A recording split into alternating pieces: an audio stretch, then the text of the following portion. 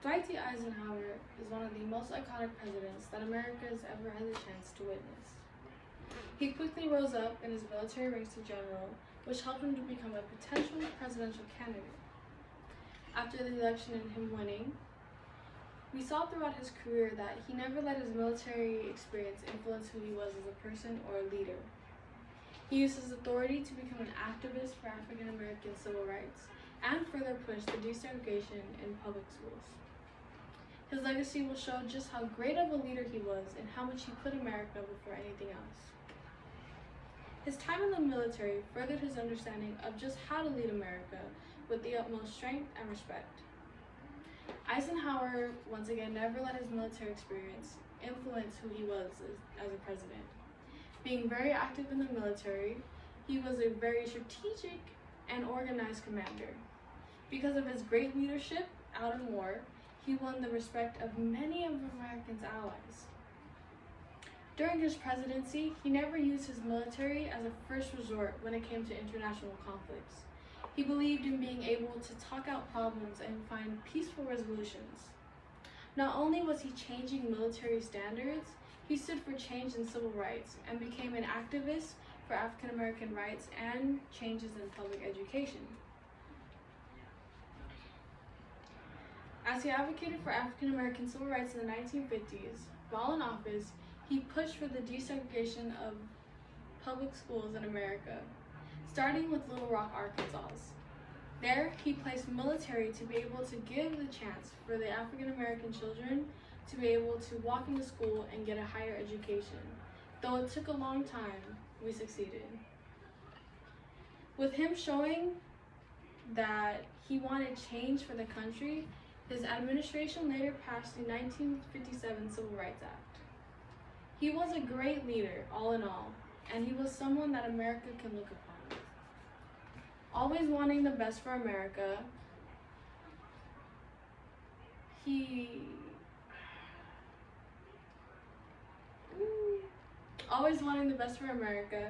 always kept the country in economic growth.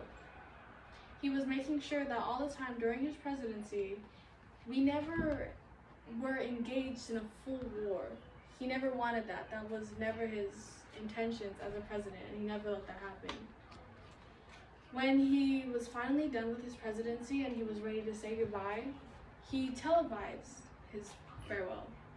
There, he told us about the influence that the military-industrial conflicts might have on us, and that we shouldn't let it sink in, and we shouldn't let it control who we were as a country. In a quote from Remembering Eisenhower by Doug Glant, Eisenhower was the most successful president for the 20th century, leading his nation for 8 years of peace and prosperity. 8 years, no wars. 8 years, just all peace, and just being able to grow as an economy and as a society while making changes for both African Americans in America and whites, and any race that lived with us.